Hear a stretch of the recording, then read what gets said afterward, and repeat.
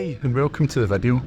I'm here at Amsterdam's Schiphol airport where I'll shortly be taking a flight with KLM City Flyer back across to Glasgow on board one of their Embraer 175 aircraft.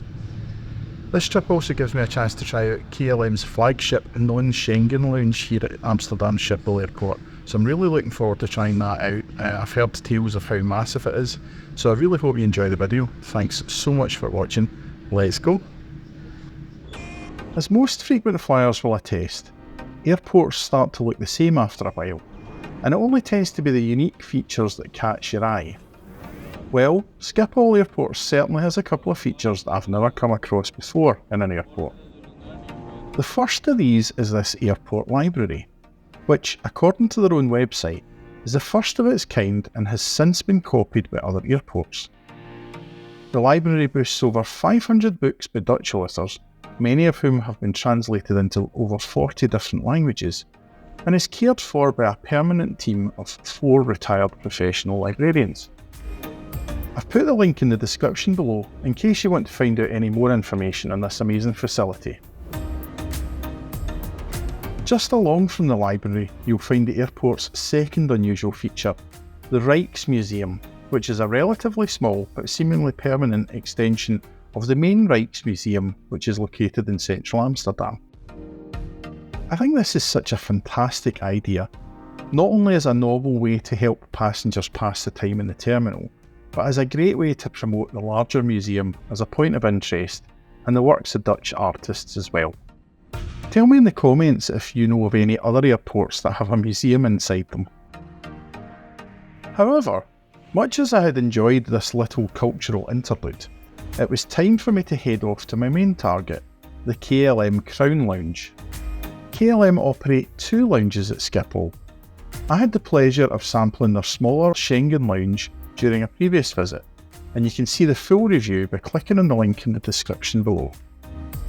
The Non-Schengen lounge is their much larger flagship facility, handling passengers for all their long-haul destinations, as well as any short-haul routes which are out with the Schengen zone. The highlight of the entrance to the lounge are these glass displays which are home to around 5,000 miniature Delft houses, the same as those which KLM hand out to their business class passengers on board long haul flights, although I'm fairly sure that these ones don't have any gin left in them. As you reach the top of the escalators, you're greeted by a number of lounge staff who will scan your boarding pass to check your entry into the lounge. Lounge access is dependent on your ticket type or frequent flyer status. And despite only travelling on an economy flight on this trip, my access today was provided courtesy of my SkyTeam Elite Plus status with partner airline ITA. The lounge itself is split into 5 different zones. I entered to the right into Polder, which is a cosy space with lots of low couches around the lounge, as well as seating along the windows for those of us who like to watch activities around the airport while we relax. There's a good mix of seating styles and areas to accommodate various tastes, and towards the rear of this area you'll find wide wooden stairs leading to another of the 5 zones, termed Dutch Mountain. In the rear corner of Polder there was what appeared to be a small buffet area, but this was closed off during my visit, with signs directing passengers along to the main buffet area. You'll also find some small individual working cubicles here. There's a fantastic display here showing every different Delft house design that KLM have issued to their passengers over the years in business class. Just over 100 different designs so far, and I thought this was another really interesting and unique feature in the lounge. Heading back along to the centre of the lounge, I took the escalators upstairs to the Sky Zone on the upper floor. Here you'll find the blue bar to the right, which is a limited offering of free drinks available, as well as a more expensive range of premium alcohol and cocktails for a charge. It's a really pleasant and bright space, but please note that the bar is only in operation around here from 7 AM until 5 PM, although you can access the seating area until 10 PM like the rest of the lounge. However, by far and away the best feature of this upstairs area is the outdoor terrace, which gives excellent views out over the apron, and on a sunny day like this is a fantastic space. I was just surprised that more people weren't using it.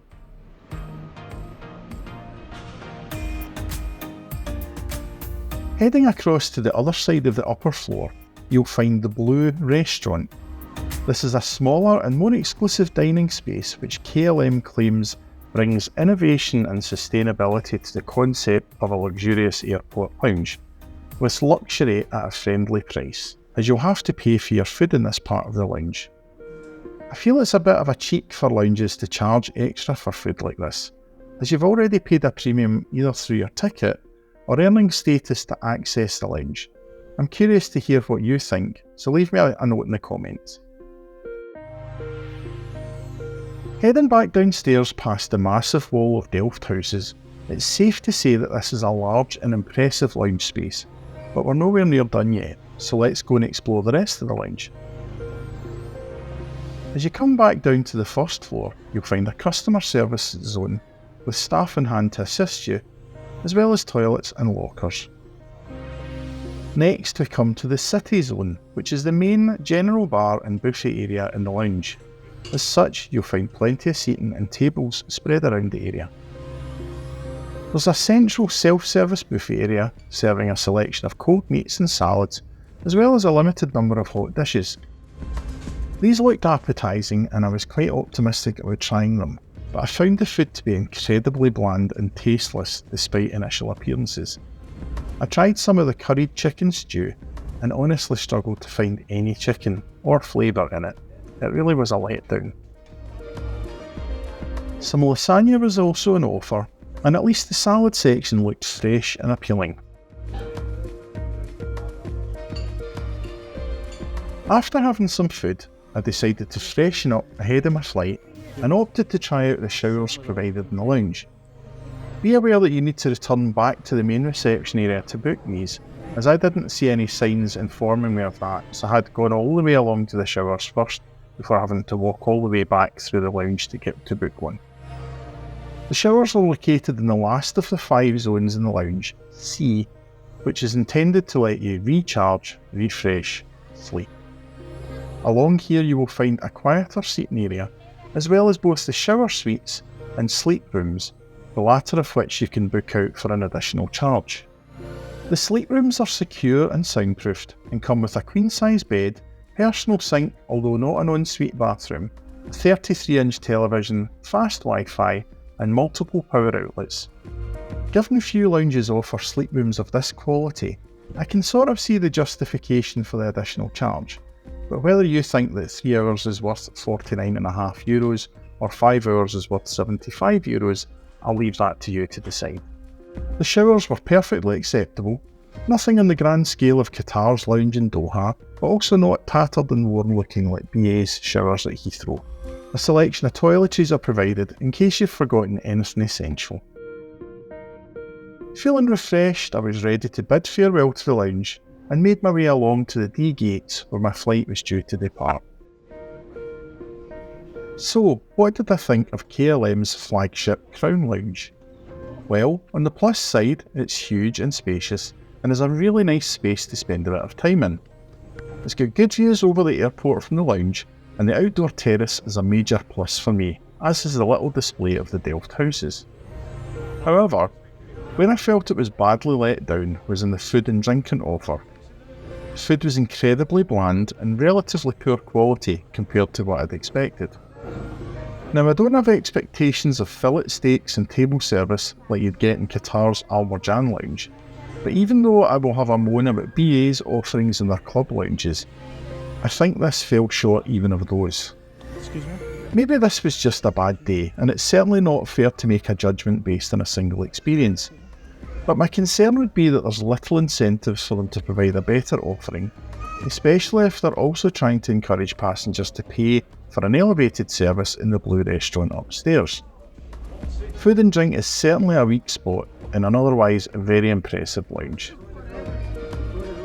Once again, I was able to use the Sky Priority lane in the main gate area and was quickly through to the holding zone, which is shared between all the D gates that KLM operate their city flyer services from. This area used to be affectionately termed the Fokker Farm, and you have to be very careful how you say that, when City Flyer operated that type of aircraft. But now that they use solely Embraer aircraft for their City Flyer routes, I'm not sure if that should maybe be changed to the Embraer encampment, who knows. These are almost exclusively bus gates, so after a bit of a lengthy wait for our bus, it was our turn to board the luxurious travel experience that is an airport bus.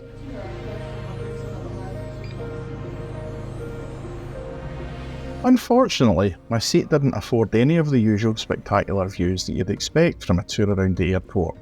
But on the plus side, when we eventually arrived at the A gates, I had a fantastic view of our aircraft for today's flight, this 6-year-old Embraer E175. Boarding with the stairs isn't always the best experience, but when it's on a sunny summer's day like today, it's hard to beat. KLM operate the E175 in a 2-2 configuration, and unlike British Airways, they do block the seat next to you if you're travelling in business class.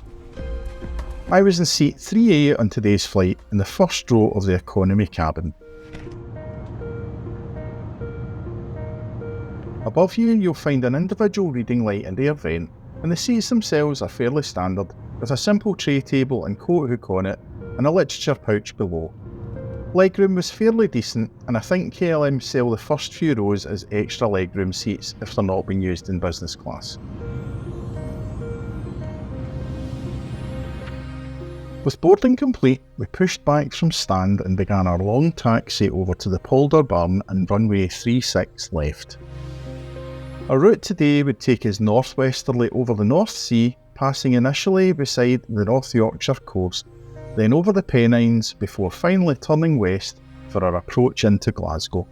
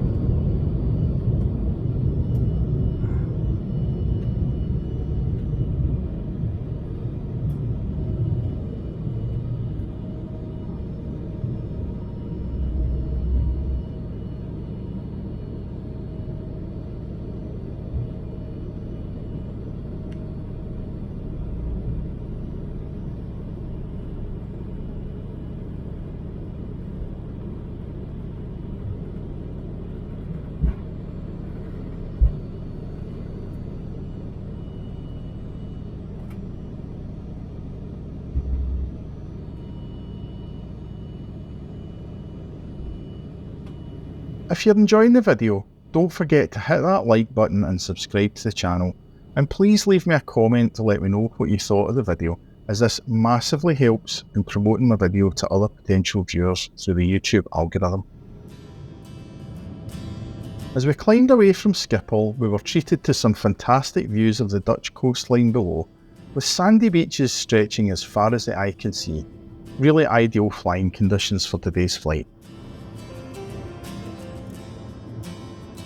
Service began quickly once we were in the air, with the now familiar offering of a cheese sandwich and choice of soft drink, all delivered with a smile from the friendly crew. After that, it was simply time to sit back and enjoy the views and reflect on my recent flights. This round trip had been comprised of 4 legs in total, with 2 outbound flights from Glasgow to Amsterdam and then Amsterdam to Paris, and the 2 inbound taking the same route in reverse, each with 1 flight on KLM and 1 on Air France respectively. Honestly, I had 4 really good flights in these short trips, with a free snack and drink in economy, and was happy and friendly crews. This is all I really ask for in a short flight, particularly in economy, so it's been a really positive experience for me, and certainly encouraged me to try both airlines in the future, hopefully giving business class a try the next time.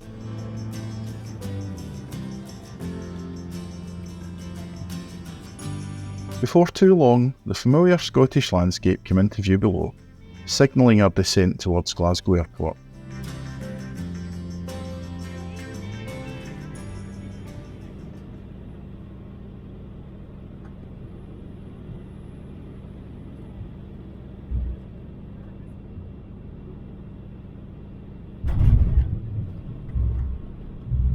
Touching down on runway 23, we had a short taxi over to stand, bringing to an end another very enjoyable flight.